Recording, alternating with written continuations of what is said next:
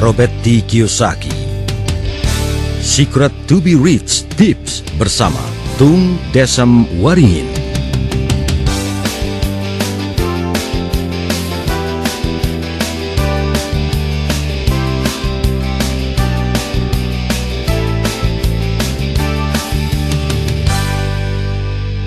Tips kelima.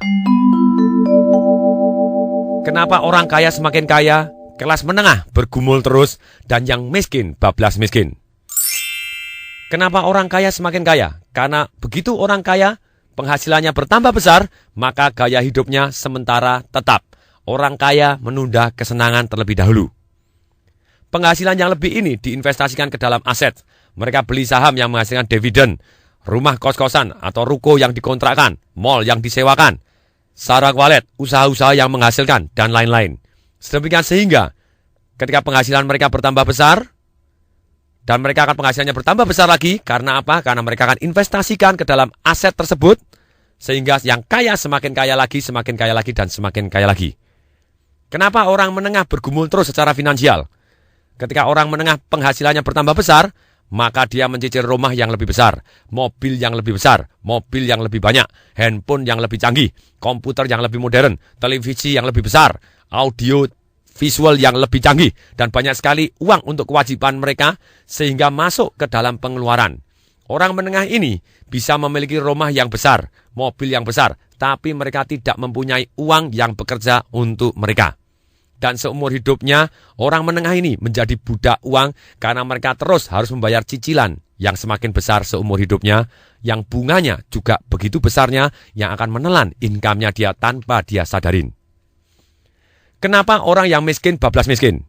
Orang yang miskin tidak peduli seberapa besar pun penghasilannya, semua akan masuk ke pengeluaran. Contoh, orang miskin, begitu penghasilannya bertambah besar, mereka beli televisi yang besar. Dan televisi besar ini ternyata setiap tahun turunnya ampun-ampunan, dan bahkan mereka jual tidak ada nilainya lagi. Mereka beli jam yang mahal, beli HP yang lebih baru lagi. Padahal handphone ini setiap tahun nilainya habis terus, dan semakin yang lama semakin tidak ada nilainya. Beli baju yang mahal, beli tas mahal, makan di restoran mewah, ikut keanggotaan fitness, ikut asuransi yang tidak perlu. Nah, semuanya uangnya habis karena mereka tidak membuat peternakan uangnya.